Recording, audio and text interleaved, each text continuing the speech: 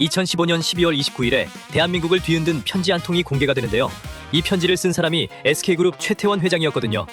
당시에 국내 굴지의 대기업을 이끄는 재계 핵심 인물이 자기 가정사를 A4 3장 분량으로 써서 한 언론사에 직접 보낸 거예요. 근데 내용이 진짜 충격적이었는데요. 노소영 아트센터 나비 관장이랑 오랫동안 정상적인 부부관계를 못 이어갔고 다른 여성 사이에서 혼외자가 있다는 걸 본인이 직접 인정한 거거든요. 관계를 회복하려고 노력은 했지만 더 이상 동행이 어렵다는 결론에 도달했다고 밝혔더라고요. 대기업 총수가 혼외자 존재를 이렇게 직접 공개한 게 사실 좀처럼 보기 어려운 일이고요. 게다가 두 사람이 평범한 재벌가 부부도 아니었거든요. 최 회장은 SK그룹 창업주 조카였고 노 관장은 노태우 전 대통령의 장녀였어요. 1988년에 청와대에서 결혼식까지 올렸으니까 그야말로 재계랑 정치권의 결합을 상징하는 결혼이었던 거죠. 근데 그렇게 세기의 결혼이라고 불리던 부부가 27년 만에 완전히 다른 이유로 세상 중심에 서게 된 거예요. 사람들이 궁금해했던 건 혼외자 존재만이 아니었어요. 왜 굳이 편지로 이걸 공개했을까? 조용히 이혼 절차를 밟을 수도 있었는데 왜 먼저 국민들 앞에서 혼인관계가 끝났다고 선언한 걸까? 이 부분이었거든요. 최 회장 입장은 비교적 분명했어요. 혼인관계가 이미 오래전에 실질적으로 끝났으니까 이제 현실을 정리하고 새로운 삶을 시작하고 싶다는 거였는데요. 문제는 본인이 그렇게 생각한다고 이혼이 되는 게 아니었다는 거예요. 우리나라 법원이 오랫동안 혼인 파탄에 책임 있는 배우자가 먼저 이혼을 요구하는 걸 원칙적으로 허용을 안 했거든요. 쉽게 말하면 가정 깨뜨린 사람이 상대방한테 이혼까지 요구할 수는 없다는 건데 이걸 유책주의라고 부르고요. 최 회장은 이미 혼외자를 인정한 상태였으니까 법원이 최 회장한테 혼인 파탄 책임이 있다고 보면 노 관장이 이혼을 원하지 않는 이상 최 회장 청구가 받아들여지기 어려운 상황이었어요. 실제로 편지 공개되고 나서도 곧바로 소송이 시작되진 않았고요. 약 1년 반 동안 별다른 움직임이 없었어요. 그동안 노 관장 입장도 확고했거든요. 이혼 안 하고 가정 지키겠다는 거였죠. 그러다 2017년 7월에 최 회장이 첫 법적 절차를 시작하는데 처음부터 정식 소송을 낸 게 아니라 서울가정법원에 이혼 조정을 신청했어요. 이혼 조정이라는 게 판사가 바로 승패를 결정하는 게 아니라 부부가 대화로 합의하도록 유도하는 절차거든요. 재판까지 안 가고 합의만 되면 훨씬 빠르고 조용하게 끝날 수 있었을 텐데 노 관장이 동의를 안 해서 조정이 성립이 안 됐고 결국 정식 이혼 소송으로 넘어가게 됩니다. 이때까지는 쟁점이 단순했어요. 혼인관계가 진짜 회복 불가능한지 그리고 파탄 책임 있는 최 회장 청구를 법원이 받아줄 수 있는지 이 정도였거든요. 근데 2019년에 노 관장이 입장을 바꾸면서 사건 성격이 완전히 달라집니다. 노 관장이 처음엔 이혼 요구에 반대만 했었는데 2019년 12월에 아예 최 회장을 상대로 이혼이랑 위자료, 재산 분할까지 요구하는 맞소송을 제기하거든요. 이제 두 사람 다 이혼 자체엔 동의하게 된 거고 대신 새로운 싸움이 시작된 거예요. 누구 책임이 더 큰지, 위자료는 얼마가 적절한지, 그리고 30년 넘는 결혼 기간 동안 만들어진 재산을 어떻게 나눌지. 이 중에서 제일 큰 쟁점이 재산 분할이었는데요. 노 관장이 최 회장이 가진 SK10 주식까지 분할 대상에 포함시켜야 된다고 주장한 거예요. 이 지분이라는 게 단순한 주식이 아니라 그룹 전체 지배력이랑 직결된 핵심 자산이거든요. 이게 재산 분할 대상에 들어가느냐 마느냐에 따라서 분할 금액이 수백억에서 수조 원까지 왔다 갔다 할 수 있는 상황이었어요. 근데 최 회장 측 생각은 달랐어요. 이 주식은 혼인 생활이랑 무관하게 선대로부터 이어진 재산이니까 공동재산으로 볼 수 없다는 거였거든요. 민법에서는 결혼 전부터 갖고 있었거나 상속, 증여로 받은 재산을 특유재산으로 보고 이건 원칙적으로 이혼할 때 안 나누는 게 맞는데 다만 배우자가 그 재산을 유지, 증가시키는데 실질적으로 기여했다면 일부는 분할 대상이 될 수 있다는 거예요. 그러니까 결국 재판의 핵심이 하나로 좁혀진 거죠. SK그룹이 성장하는 동안 노소영 관장이 얼마나 기여를 했느냐. 2017년에 시작된 소송이 좀처럼 결론이 안 났는데 5년 넘게 흐른 2022년 12월에 서울가정법원이 첫 판단을 내립니다. 이혼은 인정하고요. 최 회장이 위자료 1억 원이랑 재산 분할금 665억 원을 지급하라고 판결했거든요. 보통 사람 기준으로는 어마어마한 액수인데 세간 예상치랑 비교하면 오히려 작은 금액이었어요. 이유가 SK 신부식이 주식 때문이었는데요. 1심 재판부가 이 지분을 사실상 최 회장 개인 특유재산으로 판단해서 분할 대상에서 아예 빼버렸거든요. 그래서 예금이랑 부동산 같은 일부 재산만 분할 대상이 됐고 665억이 나온 거고요. 근데 양쪽 다 이 결과를 받아들이지 않았어요.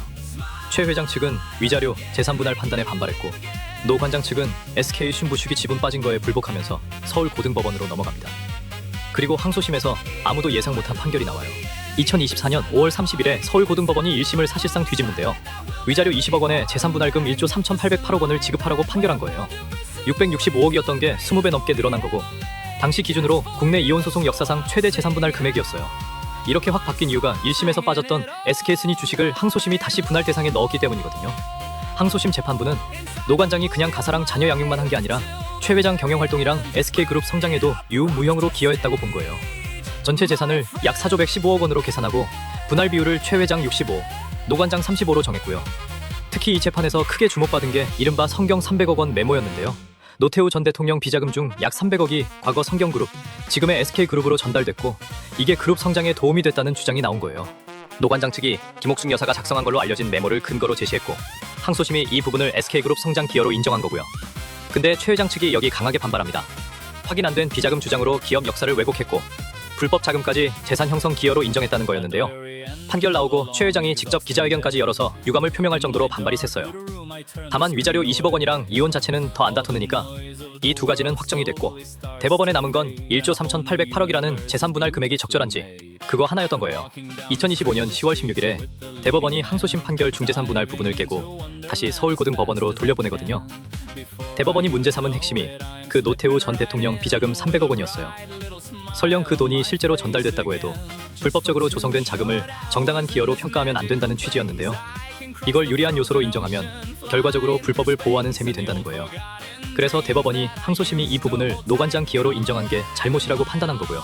결국 1조 3,808억이 그대로 확정 못 되고 서울고등법원이 금액을 다시 계산하게 됩니다. 근데 그렇다고 최 회장 측이 완전히 이긴 것도 아니었어요. 대법원이 SK 주식 전체를 무조건 특유 재산으로 보고 빼야 한다고 판단한 게 아니라 비자금 부분만 제외하고 노 관장의 혼인 중 기여도를 다시 따져서 금액을 정하라는 거였거든요. 그러니까 파기환송심에서 남은 질문이 두 개였어요. SK 주식을 여전히 분할 대상에 넣을 건지, 그리고 300억을 빼면 노 관장 기여도를 얼마로 볼 건지, 그리고 2026년 7월 24일에 서울고등법원 파기환송심이 새로운 금액을 내놓는데요. 이게 9,440억 원이었어요. 항소심 1조 3,808억보다는 4,368억 정도 줄었지만 1심 665억이랑 비교하면 여전히 14배가 넘는 금액이거든요. 파기환송심 재판부가 대법원 판단대로 노태우 전 대통령 비자금 300억은 기여에서 뺐고요. 노 관장 분할 비율도 항소심의 35%에서 25%로 낮췄어요. 근데 SK 주식 자체는 여전히 부부 공동재산으로 봐서 분할 대상에 포함시켰거든요. 노 관장이 오랜 결혼 생활 동안 가사랑 자녀 양육을 했고 배우자로서 경영활동을 지원하면서 재산 유지 증가에 기여했다는 판단은 그대로 유지한 거예요. 여기에 최근 SKO 주가가 많이 오른 것까지 반영되면서 기여 비율은 낮아졌는데도 최종 금액이 9,440억까지 나온 거고요.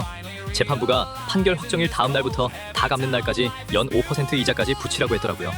이게 국내에서 나온 재산 분할 판결 중 역대 최대 규모거든요. 근데 이 사건이 특별한 이유가 단순히 액수가 커서만은 아니에요. 재산 분할이라는 게 잘못한 배우자한테 벌을 주는 제도가 아니라 혼인 기간 동안 부부가 같이 만들고 유지한 재산을 기여도에 따라 나누는 절차거든요. 그러니까 외도한 사람이 무조건 더 적게 가져가는 것도 아니고 파탄 책임 없는 사람이 무조건 절반을 가져가는 것도 아니에요. 외도 같은 책임 문제는 주로 위자료에서 다루고 재산 분할은 누가 얼마나 기여했는지 따로 보는 거고요. 실제로 이번 사건에서도 위자료는 20억이었지만 재산 분할은 9,440억이었으니까 두 개 성격이 얼마나 다른지 이 차이로 확인이 되는 셈이죠. 노 관장이 회사에 출근해서 직접 경영을 한 건 아니지만 법원은 30년 넘는 결혼 생활에서 자녀 양육하고 가정 유지한 기여, 대통령 자녀이자 배우자로서 제공한 사회적, 정서적 지원, 최 회장이 경영에 집중할 수 있게 뒷받침한 역할까지 재산 형성 기여로 평가했어요. 반면 노태우 전 대통령의 불법 비자금은 기여에서 제외했고요. 합법적 기여는 인정하되 불법 자금은 정당한 기여로 볼 수 없다는 선을 그은 거죠. 결국 9,440억이라는 숫자가 그냥 외도에 대한 대가도 아니고 노태우 전 대통령 영향력만으로 만들어진 것도 아니라 38년에 가까운 혼인기간이랑 SK그룹 성장, 주식 가치 변화, 두 사람 역할을 법원이 돈으로 환산한 결과라고 보면 될 것 같아요.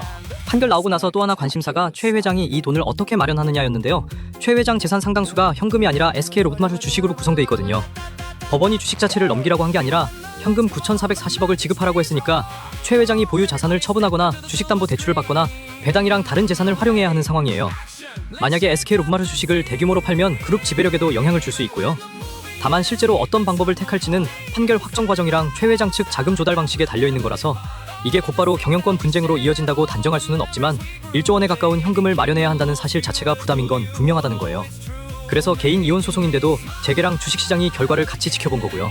1988년 청와대 결혼식, 2015년 혼외자 인정 편지, 2017년 이혼 조정, 2019년 노소영 관장의 맞소송, 2022년 1심 665억, 2024년 항소심 1조 3,808억, 2025년 대법원 파기환송, 그리고 2026년 파기환송심 9,440억. 한때 정경유착 시대를 상징하는 결혼이라고 불렸던 두 사람 관계가 결국 대한민국 사법 역사상 최대 재산 분할 판결로 돌아온 거예요. 이 사건을 처음 세상에 드러낸 게 최태원 회장 본인이었잖아요. 편지를 통해서 이미 오래전에 무너진 혼인관계를 정리하고 싶다고 밝혔던 건데 최 회장한테는 그 편지가 새로운 삶을 시작하기 위한 고백이었을 수도 있어요. 근데 그렇게 끝내고 싶어 했던 결혼이 편지 한 장으로 끝나지 않았고 오히려 그 편지를 시작으로 30년 결혼 생활이랑 SK그룹 성장 과정, 대통령 일가 비자금 의혹, 재벌 총수 지배 주식까지 다 법정 위에 올라간 거예요. 그리고 법원이 마지막에 이런 답을 내놓은 거죠.